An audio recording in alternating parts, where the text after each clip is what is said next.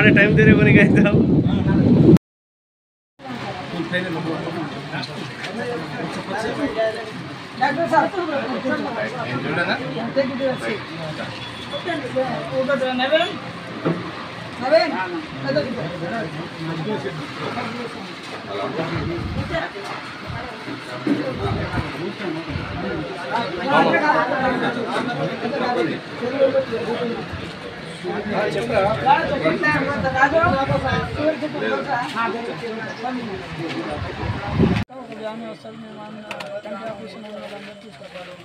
ఇది క్యాంప్ ఏంటంటే వాళ్ళు జనరల్ ఫీజ్ చేస్తారు జనరల్ కంటికి సపరేట్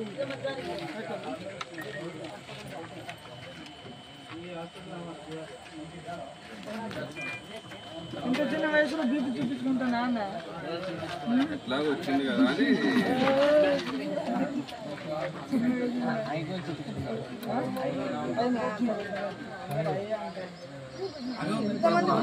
అసలు ఒకప్పుడు ఈ కంటి పంటి ప్రాబ్లం ఉండేది కాదు కానీ ఇప్పుడు ప్రతి మనిషికి కన్ను పన్ను అసలు పన్నుకి ఎన్ని రోగాలు 50 పూలు వేసినప్పుడు ఏ రోగం లేదు పైసలు ఆడిపోతే కాదు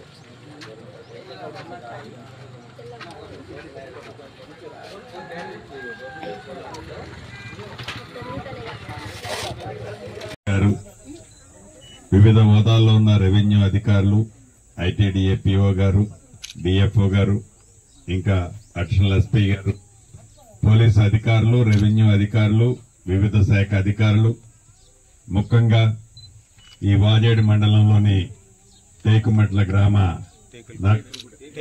టేకులు నమస్కారాలు వందనాలు చాలా సంతోషం ఈ మారుమూల ప్రాంతంలో కొన్ని దశాబ్దాలుగా ఎలుగును చూడకుండా అనేక ఇబ్బందులు పడుతూ అదే పూరింట్లో జీవితాన్ని సాగిస్తూ మా తదనంతరంలోపు ఒక చిన్న ఇల్లైనా కట్టుకోగలుగుతానని అనేక మంది నా ఆడబిడ్డలు ఆ కుటుంబ సభ్యులు ఎదురు చూస్తున్న సందర్భాలు ఈనాడు ఇక్కడ ఉన్నాయి. ఇందిరమ్మ ప్రభుత్వం వస్తే తప్పకుండా మేలు జరుగుద్దని, ఇందిరమ్మ ప్రభుత్వం వస్తే పేదోడి కలలు నెరవేరుతాయని, అది ఇందిరమ్మ ప్రభుత్వంతోనే సాధ్యమని మీ అందరి దీవెళ్లతో తెలంగాణ రాష్ట్రంలో ఇందిరమ్మ ప్రభుత్వం వచ్చి 15 నెలలు పూర్తయి 16 నెలలు ఈనాడు మనం ఉన్నాం. ప్రజలు ఆశించిన మేరకు ప్రజలు ఏదైతే కావాలని కోరుకుంటున్నారో, ఏదైతే సామాన్య ప్రజలు పేద ప్రజలు కోరుకునే ప్రతి కార్యక్రమాన్ని రాష్ట్ర ఆర్థిక పరిస్థితి బాగలేకపోయినా ఆనాటి ప్రభుత్వం పదే పదే ఆనాటి ప్రభుత్వం అని అనటానికి కారణం, ఆనాటి ప్రభుత్వం నిజంగా సాధ్యాసాధ్యాలు ఆలోచించకుండా దొరికిన కాడల్లా అప్పు చేస్తే ఆ అప్పు సుమారు 8,19,000 కోట్ల రూపాయలు ఈనాడు తెలంగాణ రాష్ట్ర ప్రభుత్వం మీద అప్పుంది. అప్పు ఉన్నా ఎన్నికల ముందు మేమేదో వాగ్దానం చేశాం కాబట్టి ప్రభుత్వంలోకి వచ్చిన తర్వాత మా దగ్గర డబ్బు లేదని చేతులు ఎత్తేయకుండా ఏదైతే ఆచరణకి సాధ్యమో, పేదవాడికి ఏదైతే అవసరం ఉందో వాటికి ప్రాధాన్యత ఇస్తూ పేదవాడి కలలు నెరవేర్చే దాంట్లో మన ఇందిరమ్మ ప్రభుత్వం ఈనాడు అనేక మంచి కార్యక్రమాలు చేపట్టిన దాంట్లో ఈ ఇందిరమ్మ స్కీమ్ ఒకటి. మన గ్రామంలో గౌరవ కలెక్టర్ గారు ఇంతకు ముందే చెప్పారు, పైలట్ గ్రామంగా ఈ మండలంలో తీసుకున్నాం. మొదటి విడతలో 106 ఇళ్లు ఇచ్చాం.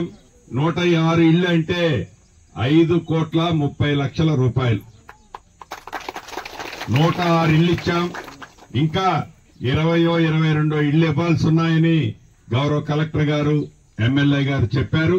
వాళ్లు కూడా అర్హులైన వాళ్లకి ఇచ్చే దాంట్లో ఈ ప్రభుత్వం ఎప్పుడూ కూడా వెనకడుగు వేయదు.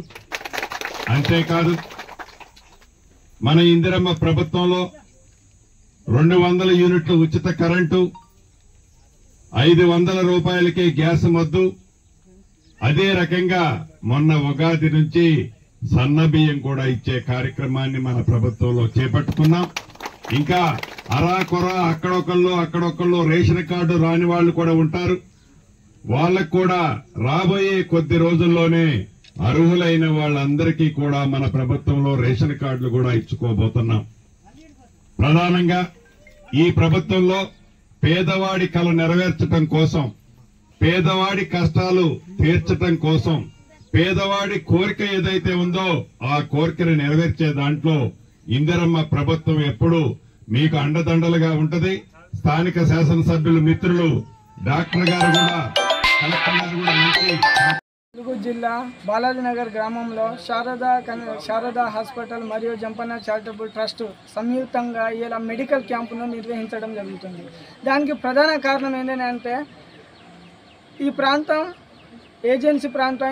ఈ ప్రాంతంలో ఉన్నవారు హాస్పిటల్ పోవాలంటే చాలా దూరం పోవాలి. అదేవిధంగా చిన్న చిన్న సమస్యల కోసం జ్వరం కావచ్చు, మోకాల నొప్పులు కావచ్చు, పంటి సమస్య కావచ్చు, లేకపోతే కన్ను సమస్య కావచ్చు, ఏదైనా చిన్న సమస్య ఉన్నా కూడా ఒక రోజు వాళ్ళు పనిని వదిలిపెట్టి వాళ్ళు ప్రత్యేకంగా హన్మకొండ కావచ్చు, లేకపోతే ములుగు కావచ్చు, గోవింద్రపేట కావచ్చు పోవాల్సిన పరిస్థితి ఉన్నది.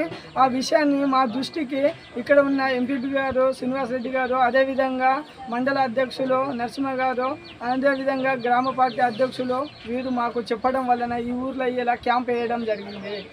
ఇదే విధంగా రాబోయే కాలంలో కూడా జంపన్న చారిటబుల్ ట్రస్ట్ ద్వారా ప్రతి ఒక్క గ్రామంలో కూడా మెడికల్ క్యాంప్ వేస్తాం. ఈ మెడికల్ క్యాంపులో ప్రతి మనిషికి ఇలా బీపీ, షుగరు, అదేవిధంగా వేరే రకాల సమస్యలు ఏమైనా ఉన్నాయా డాక్టర్ గారు వాళ్ళను అడిగి తెలుసుకొని వాళ్ళకు కావాల్సిన మందులను ఉచితంగా ఇవ్వడం జరుగుతుంది. గతంలో కూడా మేము కంటి సమస్యతో బాధపడుతున్న వారికి 1262 మందిని ఇప్పుడు వరకు విజయవంతంగా ఆపరేషన్ చేయించగలిగినాము. మా లక్ష్యం ఒకటి ఏంటని అంటే ప్రజలకు సేవ చేయాలి. చాలామంది అనుకుంటారు ఏంటని అంటే జంపన్న ఇన్ని కంటి ఆపరేషన్లు కావచ్చు, మెగా వైద్య శిబిరాలు కావచ్చు, లేకపోతే ఇంకా ఏదైనా కావచ్చు, విద్యార్థులకు చదివించడం కావచ్చు, ఇటువంటి పనులు చేస్తాను కదా రాజకీయ లబ్ధి కోసమే కావచ్చు అని కొంతమంది అనుకుంటారు. కొంతమంది నాకు కూడా అన్నారు. బట్ దానికి నేను ఇచ్చే సమాధానం ఏంటని అంటే రాజకీయం అంటేనే సేవ చేయడం. ఇవన్నీ చేయడం నేను రాజకీయం అని అనుకుంటే దాంట్లో ఎటువంటి సందేహం లేదండి. ఎందుకని అంటే ఈ క్యాంప్లో అన్ని పార్టీలకు, కులాలకు, మతాలకు అన్నిటికీ అతీతంగా అందరూ కూడా ఈ క్యాంప్లో వస్తారు. మేము కంటి ఆపరేషన్ చేయించినాం. దాంట్లో బీఆర్ఎస్ వాళ్ళు ఉన్నారు, కాంగ్రెస్ వాళ్ళు ఉన్నారు, బీజేపీలో ఉన్నారు, వేరే పార్టీ వాళ్ళు కూడా ఉన్నారు.